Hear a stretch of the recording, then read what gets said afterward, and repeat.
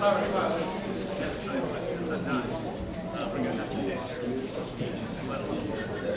everyone hear me fine?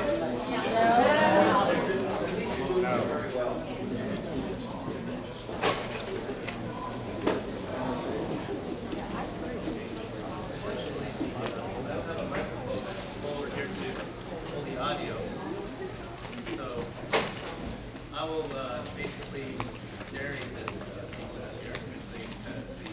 This was basically when anybody here can go to ACT national conferences. A few years ago, I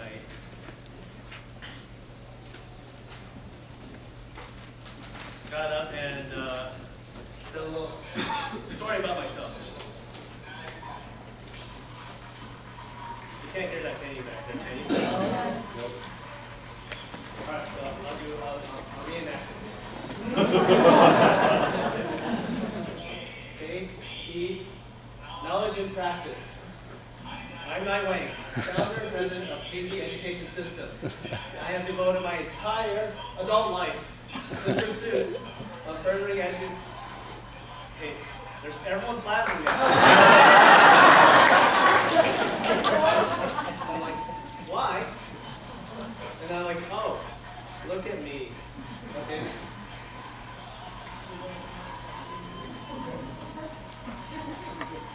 Do you think it's all a joke there? Probably not.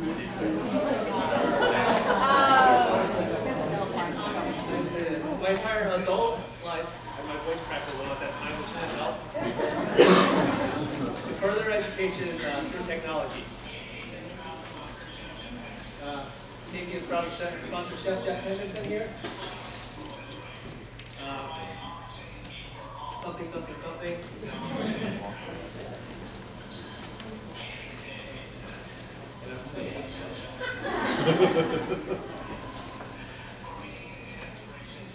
Okay.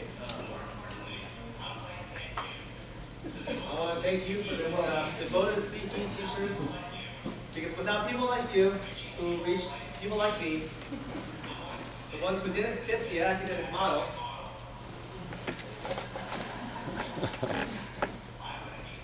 I wouldn't be standing there in front of you today.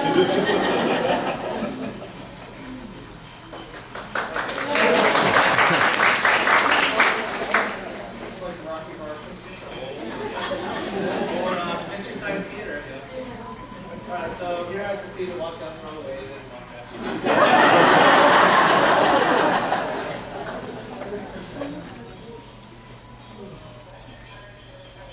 Okay, oops.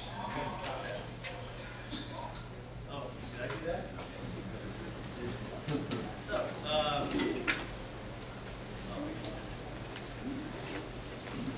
okay, so all of you are here because of something, a little device called an iPad. This, Steve Jobs said, a magical device. Can everyone hear me in back line? Yes, guys. So I'll try to project as best I can. Because I don't like being stuck behind a podium. I like being out there.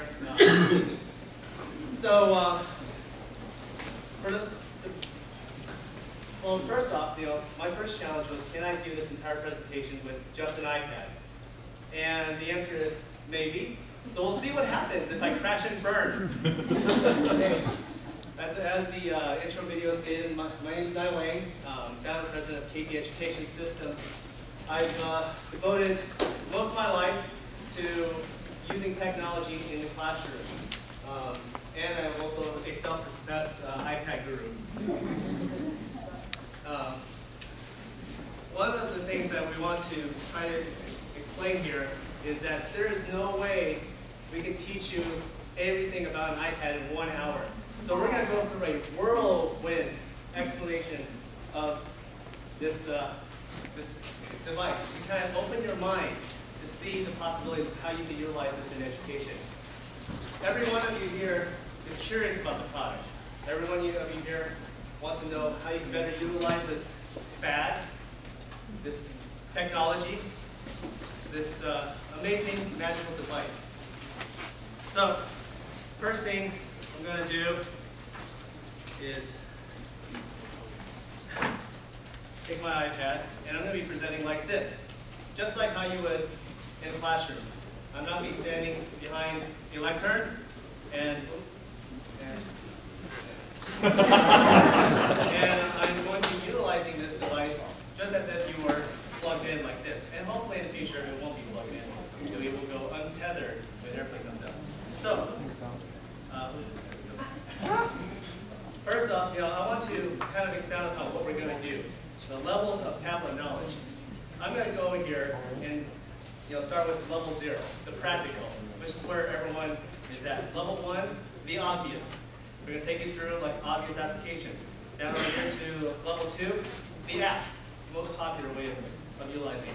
Level 3, creative. Getting a little creative with the apps and doing something more out of the box. I hate using that word. Level 4, the imaginative, which we might be able to get to if time permitting. And level 5, unexpected. Level 6, savvy. And this is where I am, ludicrous speed. Okay. Now we're speed. Yes. Making all these different references. So, first off, a little bit about myself. That child is not me. That child is a Google image representation of me in school. I was not the best student. In fact, English was my second language. I made it through school miraculously without reading a single novel. Now, how the heck is that possible? I was bored. I guess I should stand up. I didn't fit in. I paid attention to class, but I was bored in class. Because at that age, as with most teenagers, we knew a lot more than teachers, right? Yeah. So I was bored, and with that, like I didn't do very well at school. So I gravitated to other means, such as this. If anybody can recall, way back in the day, Commodore PET computer. That was when I first realized that I could do something with something completely abstract. A piece of computer that could do command lines. And I was like, wow, it opened up a whole new world on itself.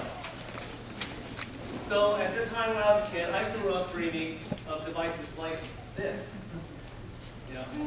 Star Trek. Anybody here a Trekkie? All right, yes. The long crossword. This was an imagination of Gene Roddenberry back in the 1970s, where he believed that devices can be handheld and contain data to be able to do multiple functions. At the time, that was science fiction. Now, look at this. Jean-Luc Picard with his iPad-esque looking tablet. So when the iPad came out, I was like, oh my gosh, my dream as a kid has come true. I have the device I've always wanted to be able to do that. So let's move forward in technology. Okay, growing up, we had these funky little devices. Now we have PCs, but laptops started the portability stage of computing. And this one I think was circa 1995. So one of the not the first laptops, but one of them that was starting to be mass produced. Then came the Palm. When those came out, I was like, oh my gosh, I could put my shopping list on there, right? My contacts and my calendar. But the thing is, it's still limited in what I can do, and it was starting to transform. Then, let's fast forward another 10 years, tablet PCs. When I got that, I was like, oh my gosh, Star Trek is almost here. But the thing is, it was running Microsoft Windows 99 XP. So it was still, you had an input device, but you were still limited in what you could do. Then, something revolutionary happened. The iPhone. When the iPhone came out, they completely brought a whole new culture of interface, that no one ever really thought of, the touch interface. So through that, the iPad was invented, which is an oversized iPod, right? In some regards. And then other tablet computers which are coming out into the market today. No, we were talking about more than just, very good point, more than just the iPad, because any tablet computing device can be used in the same manner. So what I really want to leave you with is these tablet devices is like your Swiss Army knife of capabilities. There's an app for everything. There's a way to do everything through it. If you think about it, someone else has probably already thought about it and built an app for it. It is one of those things that you have to really think and go, I wish I could do that. And then you go, and then you need to go out and search for it. So the time we're going to, there we go, I'm going through puberty again. The time we're going to spend, we're going to basically think about the ways we approach applications. I'm not going to go through here and show you dozens upon dozens of applications. There's a lot of really good education sites that review applications for educators. So we're not going to waste any time doing that. I'm going to show you some really powerful apps which let you do things far beyond what the level 1 capability is. So let's go here, and I'm going to switch to Keynote and move on to the next question.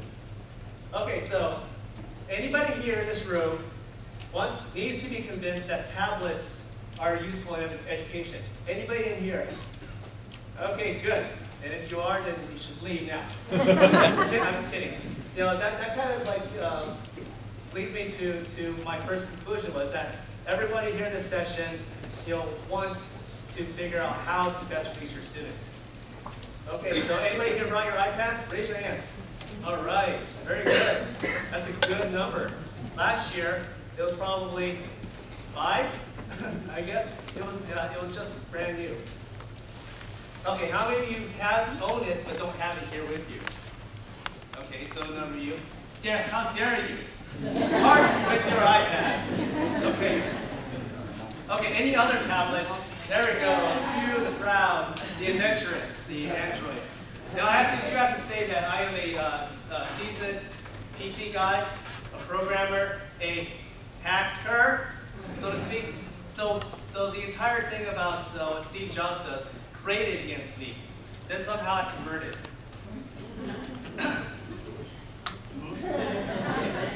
And old point, system. Okay. Next, question number 2. All right, so I just want to kind of know who's here. Middle school teachers here. Okay, good assortment. Tech centers represented here. Okay. And then I'm assuming that the rest of the people here are high schools. Okay, good. Anybody that I missed? Yes. State agencies. State agencies. All right. All right. So who here, based on my very brief description, see themselves as just level 0? Okay. Yeah, there could be a level -1. Okay, there we go. I just want to kind of get a gauge for the audience here. Level 1. Level 1 people. You have practical, the obvious uses for it. Okay. Now, who here thinks you're a level 2? Okay, the app users, good. Level 3? Now, what was level 3 do? Got it, yeah, that's right. Let's go back. There we go. Oh, yes, the creator. Okay, and then anybody here dare to say they're level 4? 4? Okay, we got some power users here. Wonderful. This will be a session where I'm going to go through things, but we're also going to introduce people's experiences too. So we're going to take people from different walks of life and tell about how you use this in the classroom. Oops, I don't want to do that. Let's see here. First thing, let me check my game here. Okay, very good. I am your worst nightmare as a student. This is what I would do. Play a game and do things. All right, so level 0, the practical. First thing I want to introduce is ways to think about how you accessorize. This is because people ask me this all the time. Let's see here. In fact, one of the reasons why I did this session was because for the past year, I go to about 23, let's say 30 education-focused conferences every year, and everyone sees me walking around with my iPad with my head buried in it. And people ask me, about how I use it, what I use it for. So that's why I kind of built this. Okay, so first off, we're going to look at the bag. All right, everyone wants a good iPad bag. For me, I have one strapped here around my side. It's a messenger bag, or some say man purse.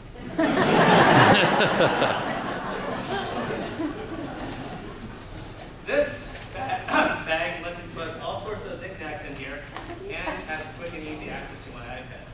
Now, remember, bags do not have to be expensive. I think these go for $20. It's called a European travel bag, okay? Or man purse.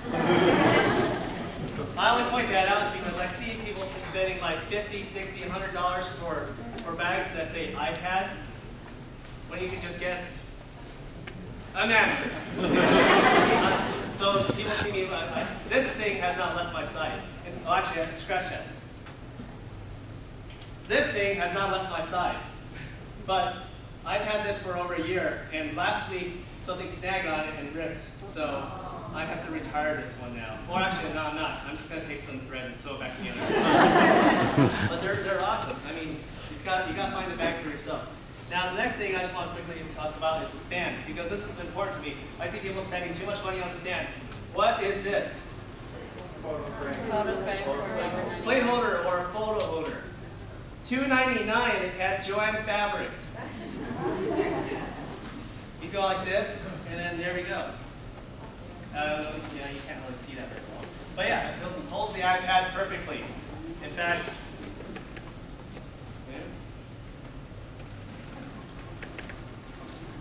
there we go. Great use for the iPad. See?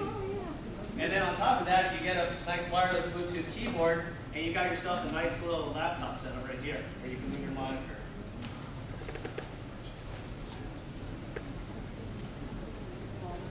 Bluetooth keyboard. Don't get the one with the dock connector built into it, because then you're stuck with it this way only. It's worth the extra $20 to get the wireless one. Trust me. Okay. Another thing is the camera connection kit. Must have, because then you can just directly import photos into it and do various other things that actually you can't do unless if you jailbroken it. So. Never mind. Another thing is camera connection kit. This lets you put photos directly into the iPad without going through the PC. And do video too, yes, yeah. So you incorporate your memory card directly to it. Okay. The VGA cable, a must-have, which is what we're using, is the HDMI cable. Okay, so now that we're done with that, this is the practical side. Now let's get into something a little more abstract with the app. So one of the first things you think about an iPad is what? Angry Birds, right. It's a wonderful gaming platform. Now, I always stress this too is because this is what makes it popular with the kids. Okay, if this was just a purely academic device, then how much legs would it have in the real world? So because we can shoot birds like that, this makes it more relatable to our students who are using these devices. So they think gaming platform, education platform, one and the same, okay? And a lot of iPad education apps are like games. So we're gonna see a whole transformation of how we approach education. Things can be done in a gaming platform, whereas we couldn't really do before with the mouse, with the keyboard, mouse, PC setup, because we have this personal touch aspect. Okay, so the other obvious thing that we do with it is a book reader, like so. Let's do, we need a book. So yes, it's a book reader. You read it like a book. Like so. As you can tell by my voice, I am very unimpressed. Because for me, a book in digital format, other than saving my shoulders from the burden of carrying and lugging 50 pounds around, is still a book. And I only stress this because there needs to be more effort done by publishers to not just do an EPUB or a PDF copy of their book, but really transform their information into an interactive medium. Exactly. Nice point. And I'm going to flip it this way because.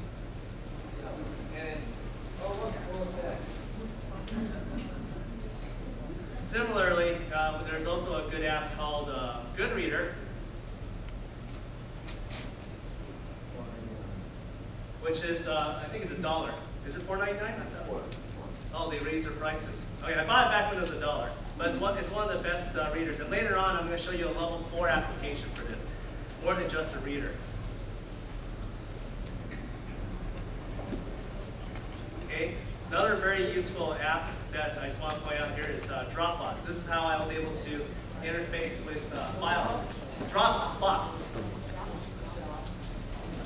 A Dropbox is like an internet folder for your stuff. So here I have this, and actually since we're here, let's go ahead. Well, we don't have audio, unfortunately. No, it's not showing. Oh yeah.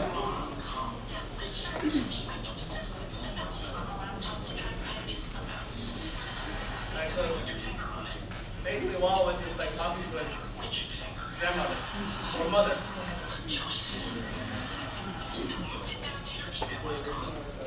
Whoa. Yeah, it is. Okay. Well, anyway, since we don't have audio, we'll remove that portion of this presentation. I like to throw little fun little clips like this in. So here we have the images I used to do, the iPad bag. So you have the interface to images, video files, to books, to different various things like boarding passes. Actually, these are fun because I actually walk up to the terminal and go bing, and I check in using my iPad. So Dropbox is a very useful tool that you should have in your arsenal. They're great for reading the news. Like one of my favorites is the Wall Street Journal. And like I said, I never read when I was a kid. I've since then overcome it. And there's also a difference in the way that I treat reading on a tablet than I do in a book. For some reason, there's a disconnect for me. So by having something that I can touch, swipe, move around, it really caters to my ADD nature. So I don't get bored of it very easily. And you probably have this, have that similarly with your students.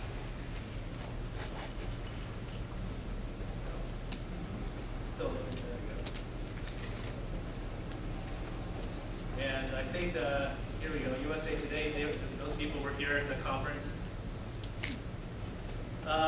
So lots of news apps, lots of really great news apps out there. Pulse Reader is a great way to read blogs and RSS feeds because it allows you to, it pulls all the news for various sites.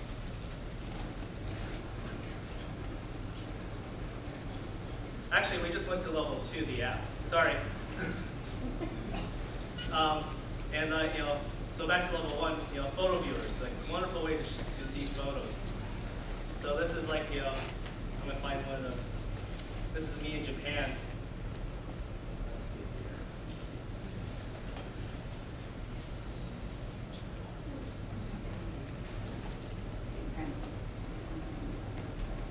Hey, look, there's me with my iPad bag.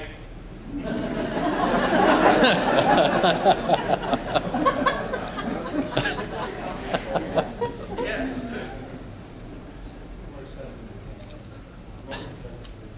Actually, yeah, they do carry a lot of man purses there in Japan. And here's Domino's Pizza.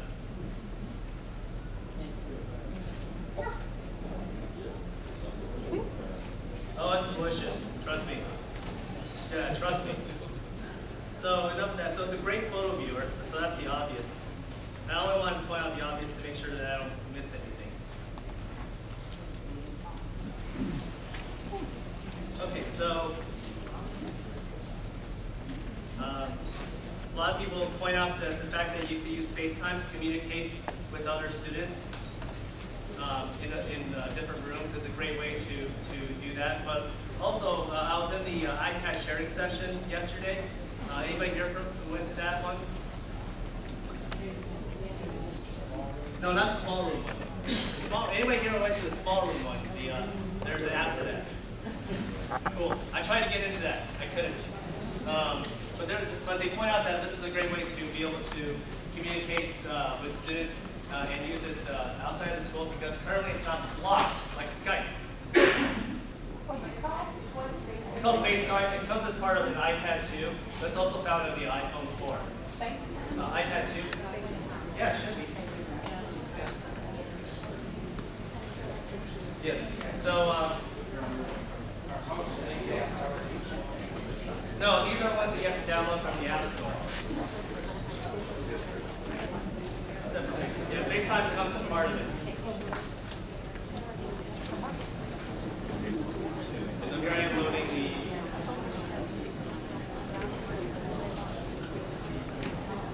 the App Store. Now, since I'm here, it's really important for you to read the reviews and search for the apps that you're looking for. Reviews tell a lot about the app, whether to buy it or not, and whether it's useful or not. Like this one.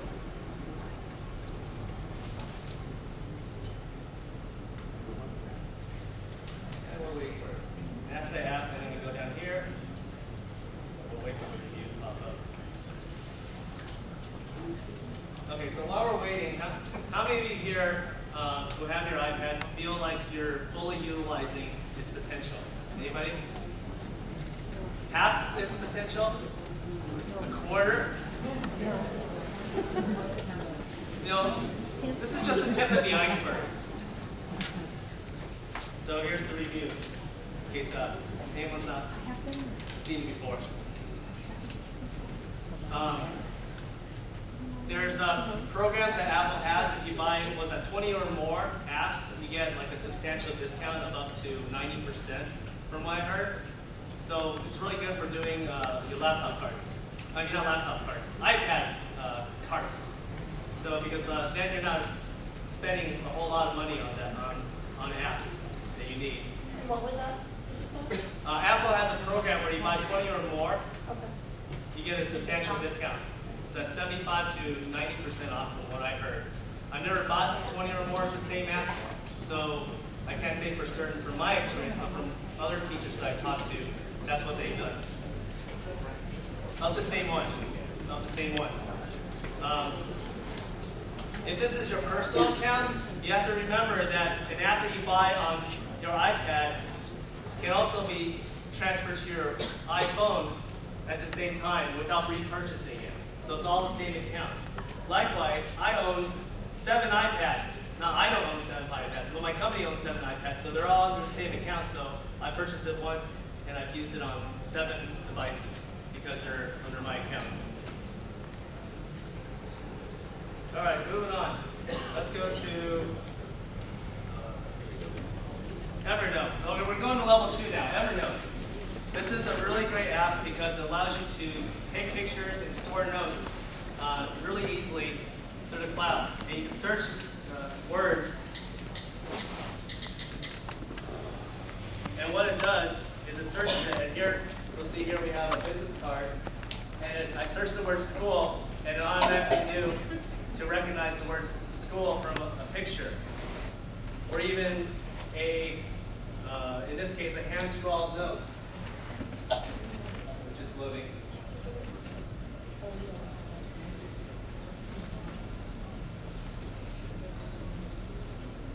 No, I believe it's free, but you have to. All these apps I'm going to show you, other than FaceTime, and it does not come on the iPad by default.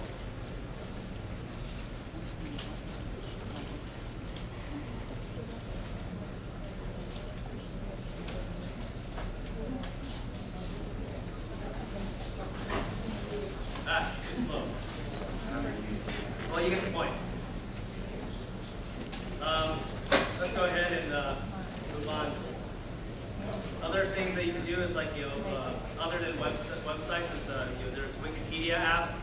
Of course, we don't use Wikipedia in education, but that's one thing that they have interface for. Really great like science-driven apps like the Elements. I'm sure you guys have seen this before. It's expensive. It's $15, but it's really shown a whole new way of. Oh, I guess it's not expensive, but it's expensive in the grand scheme of things. This one's called the Elements. It kind of shows the periodic table of elements.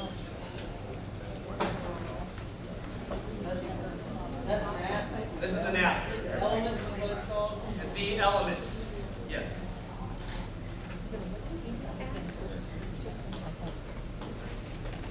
What was that? Yes, it syncs with Wolfram Alpha. Oh, and this one's a good free one by the NSF called Science 360. And what I have a gripe against its interface, but it's a really good free app because it pulls up a bunch of videos about certain science episodes that they have on their website. So here we go.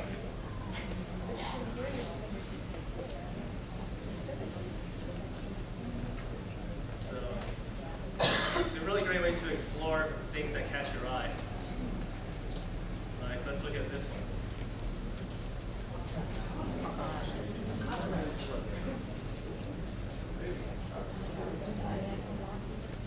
And then here's a video.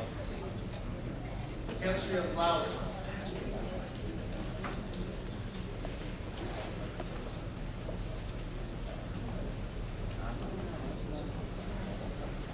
This will take a while. Anybody have anything to share about how you use your iPad at your school? Or how you, actually, let's start out with how you came about having a classroom set, because I think that's a very good high-end example. Anybody? Can I just butt in and ask a quick question? What's that? So can I just ask a quick question? Sure. Kind of unrelated. Kind of just personal, environmental. I do not have a classroom set. I just purchased my own because we're moving from a regular high school to hybrid. So 60% online, 40% in-class.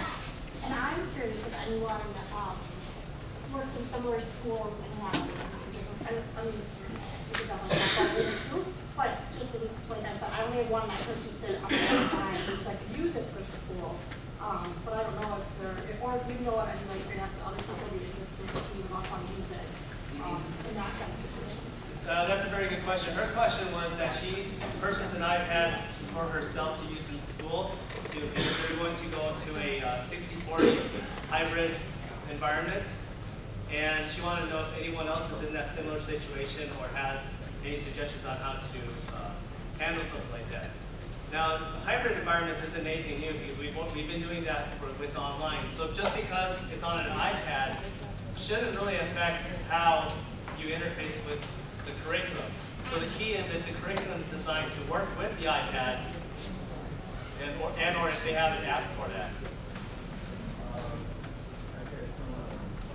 Yes. iPads are still not running Flash, and there are ways.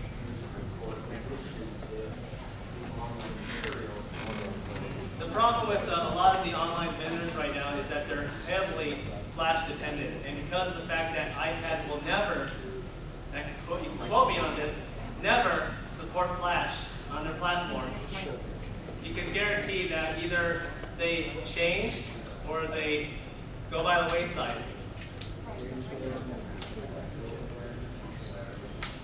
No, not currently. There is no apps that will run Flash on the iPad. Now, there are ways to get around that, and I'll show you that when we get to level 3. So,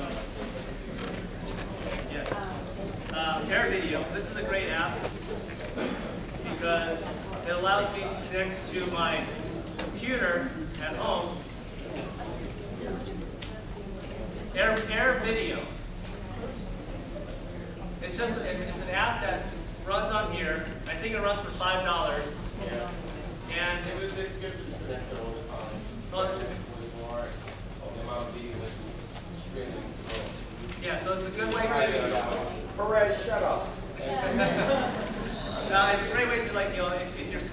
YouTube and things like that, it's a great way to kind of bypass that blocking too, so that you can connect to a computer, actually even within the local network, using the iPad or at home, so that you can get to certain videos found there.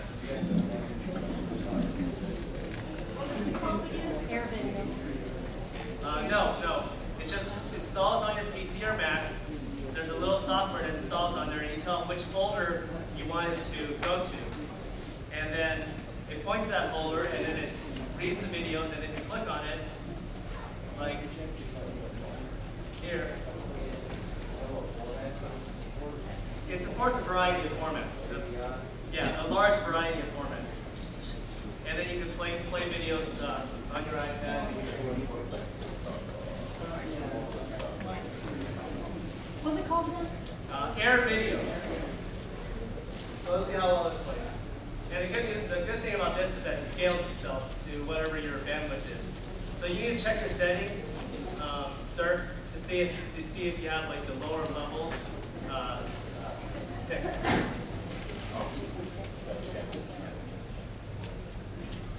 Of course, oh, I just lost internet. Well, I guess I can't do that now. So Air Video is a really great one. All right. Who wants to see my travel? Actually, too late. I already did. You're all going to see my travel plans for the next month. There you go. I'm only showing you this because it's just pretty cool. Only for people who travel a lot, like myself. And there's my flight to Japan.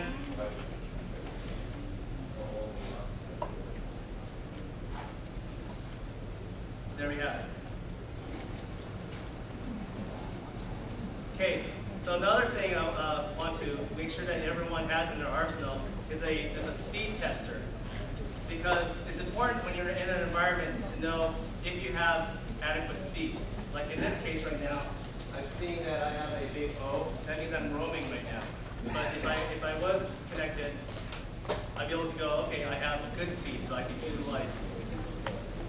There's a lot of them out there. This one's by Extreme Labs. Sure. I find it that it creates like the most consistent results. But speedtest.net is another one that's very popular. So as you can see, I have really, really poor speeds right now because I'm roaming. 100K is very slow. I should be getting about 1,500 right now.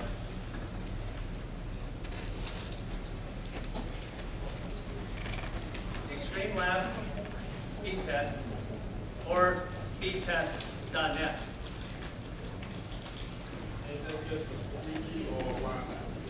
It tests both. So if you're on Wi-Fi, like the hotel, I was able to go, my 3G is faster than the hotel's Wi-Fi. Like if I'm testing at like 500 and I go to 3G, I'm testing at 1.8 meg, then I know, okay, I'm going to use the Wi-Fi, but the 3G instead of the Wi-Fi. So that's a very important thing for you to have, especially when you're out and about. What's that? DLC player? I don't know actually. I haven't encountered that. I know the application, but I don't know if it's on the iPad. All right. Let's see here. Moving on. Okay, so that's basically like a lot of apps that they're out there. We could I could do a 4-hour workshop on that. And there's so many things. Anybody here can share an app that you found very useful to yourself? Anybody? Mobile X. Mobile X? What's that?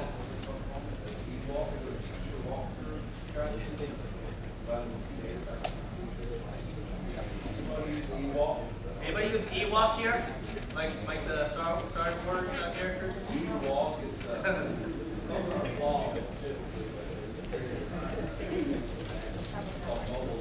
Okay, so it's an app called Mobile X. What's it do? And You can use Mobile X as a component of Ewok. And Ewok is a company that has developed an application for administrators to use when they do walkthrough observations on their teachers. And you can create your own templates and put the mobile X application on your iPad, do the walkthrough assessments on your teachers, punch in the real-time data, and then you upload it wirelessly to a server where it then will generate an automated email and send that feedback to the teacher. Pretty good. So you make your own template? You can make your own template. Yes. We've been using it on BlackBerry. It doesn't really work extremely well. How does it work on the iPad? We've had a lot of luck with it. It performs flawless. You want to plug in and show? I can show you. All right, let's plug in.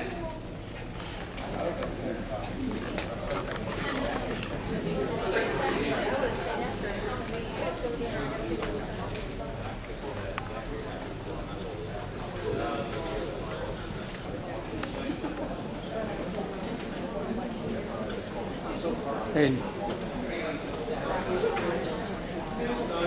So this is what it looks like. You have to have an account through eWalk and you log in. If I was going to start a new walkthrough, I would just select new from the top.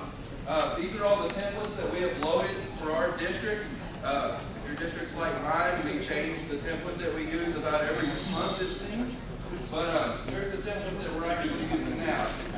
I'll select the high school, which is where I work. I go through, this is all the teachers, certified teachers in my high school. So I go through and actually I'll select myself since I'm in there. And I can go through and I actually find the, this is what I would actually punch in the information on as I'm doing the walkthrough. Okay, so standard number 1 is learner engagement intensity.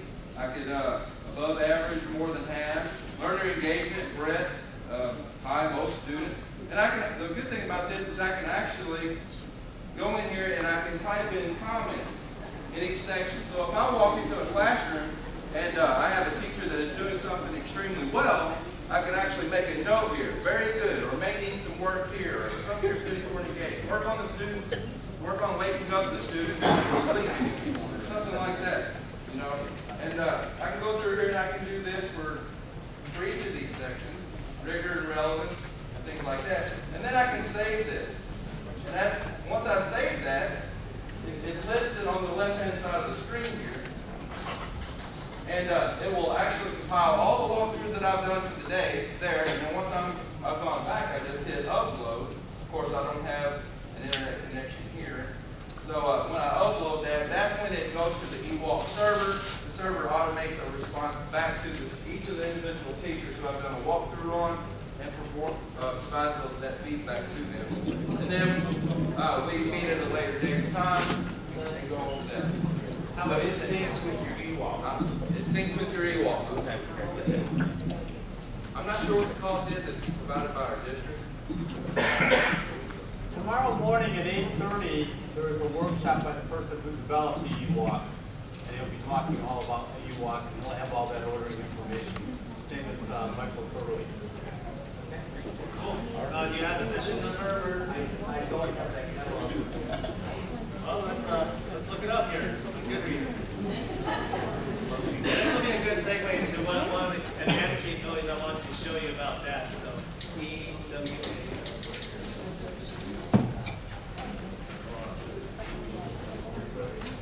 692.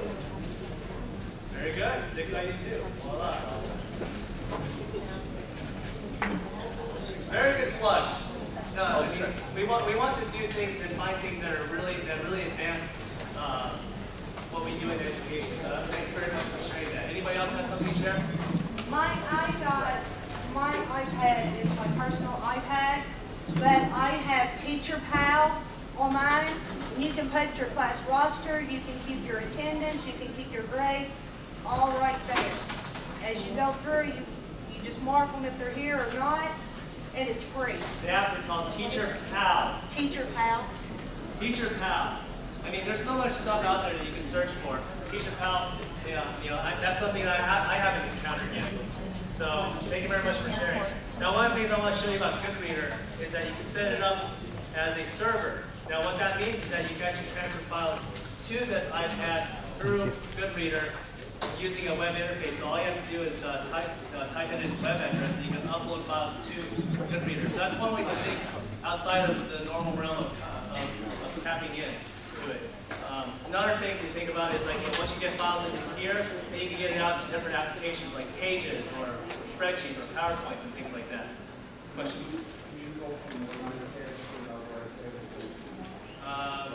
Yeah, there are transfer programs that do.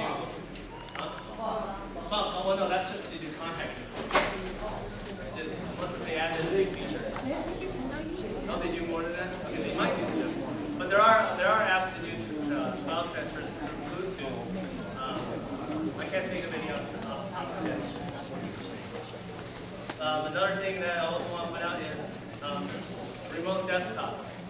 Now, this is something that's very important to me because I can do 90% of what I need with an iPad, but then there's that 10% that I can't. So here I am connected to my PC at work.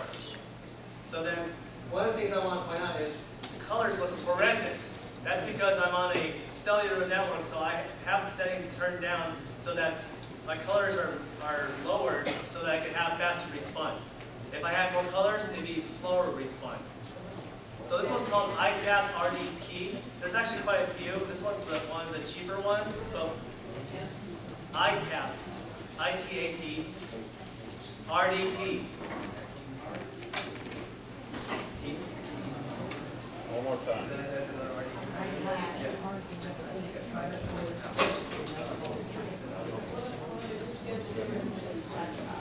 Splash Top? I haven't used Splash Top. But there's like an expensive one called, actually I have it right here. Log Me In. That one's better for people who don't have an IT person. Oh, and it's more expensive, but it's more fully serviced. What's that? No, not the iPad version. Only if you PC to PC.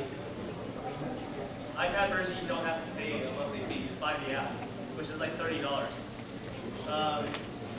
Now this one's this is called VNC, which lets you transform your tablet into a device that controls your computer.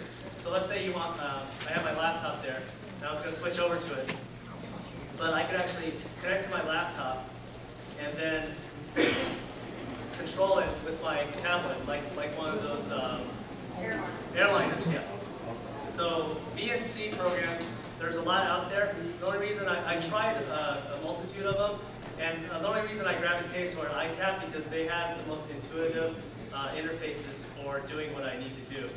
So that was my recommendation on that. And they're also one of the cheapest ones too. So cheap and good. You can't go wrong with that. So the reason why we want to do this is because, like for a lot of people where you have applications where you can only do it on PC, you can still use the iPad to interface with it, and you can still do all the things you need to do, like when I made. Okay, plug that back in again. So this allows you to do things where only applications can do. Another reason why people use systems like this is so that they can do Flash on the iPad. So you're basically, this is a window to another computer. So you're required to have another computer on so that you can do it. So this is like my window. Good. And let me go ahead and restart that. VNC is for local. RDP is for taking control. So let me just stress to you the difference between RDP and VNC. VNC stands for Virtual Networking Client, and what it is just like, I'm just going to control that computer, the screen stays on. RDP is Remote Desktop Protocol, which means that I'm actually logging into that computer and taking it over entirely, so the screen goes blank. So because of that, I'm remoting in to like my work computer, so that work computer goes blank because I'm actually taking over that computer. So VNC is just like a viewing version, whereas RDP is not. And I'm not getting it. Technology. You have limit with it and limit without it. Okay, so what time do we go till? 4:50 or 4:30? 4:30. Okay, so we have 10 more minutes. Anybody else have any suggestions? What you want to share? Yes.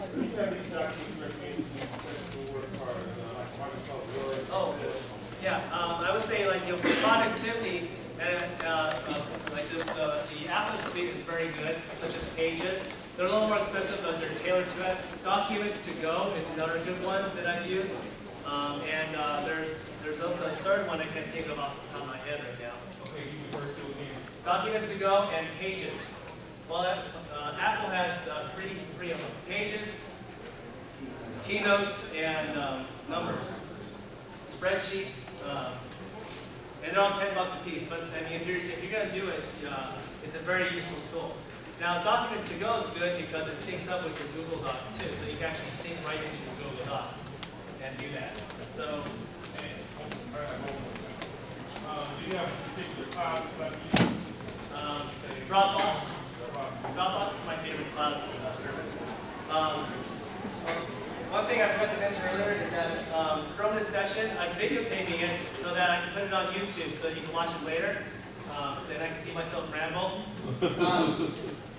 On it, I created a wiki site at Wikispaces. Anybody here use Wikispaces? Great. It's a great free tool, especially for educators.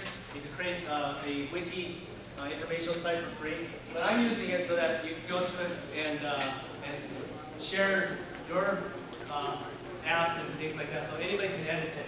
So when we get back, I'm going to post a video on YouTube. I'm also going to compile some of the information that I shared and some of the information that you shared on this document right here. So it's the address is, and I'll zoom into it,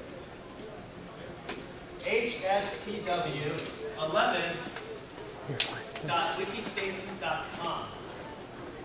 HSTW11 at wikispaces.com. Oh wait, I zoomed in here and I didn't zoom in there. That's why some of you were looking at me pretty funny there, right? I'm like, I'm zooming in. So here I am moving the mouse around. So this is kind of like what you would see on your VNC client if you were to control computers. You'd be like, okay, click here, click, and so on and so forth. And then here's my calendar.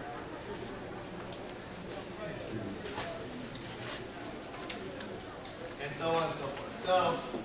So that's a couple really higher level apps, but you can do a whole lot more because it gives you an interface to be able to do things that the iPad can't do.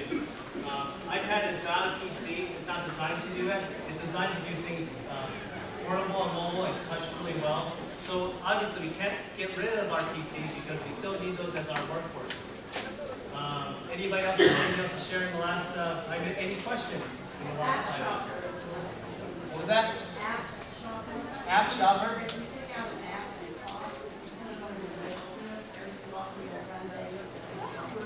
Okay, cool.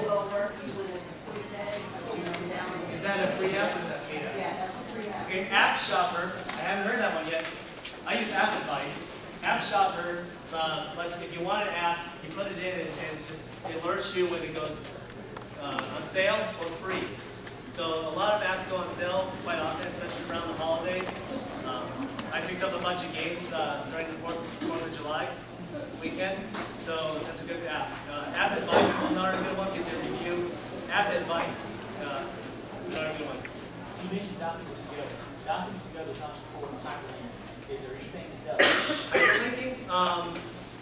You mean like Not hyperlink on PowerPoint slide or whatever. oh, you mean transitioning from some? I really don't see anything on the iPad that supports hyperlinking. It's impossible, almost impossible to embed videos right now. Actually, it's starting to become available, but those capabilities are still being worked out.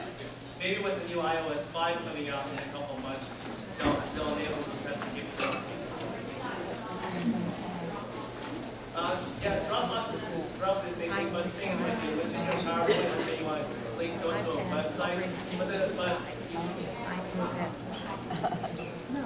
are you talking about web pages or are you talking about files? Yeah, you can't do it in there, but you have to pull it from Dropbox. So there are some things.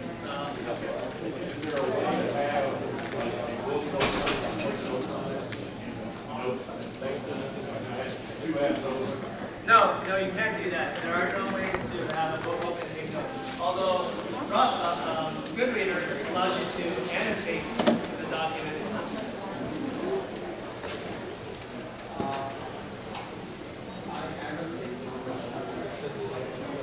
Yeah, but this one lets you do it.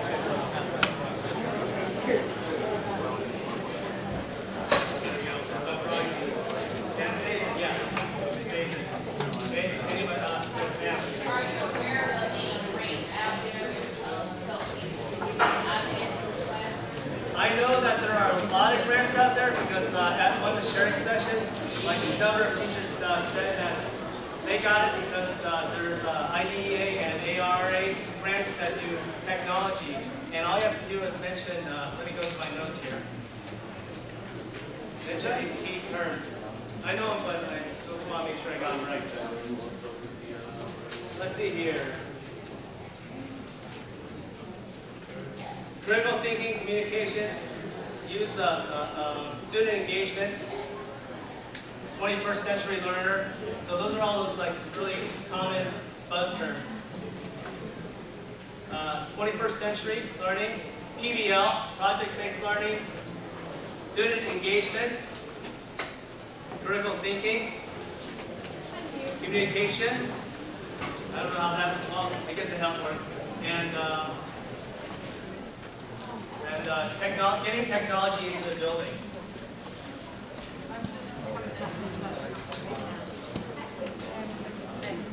Nothing of that capability. How are you doing?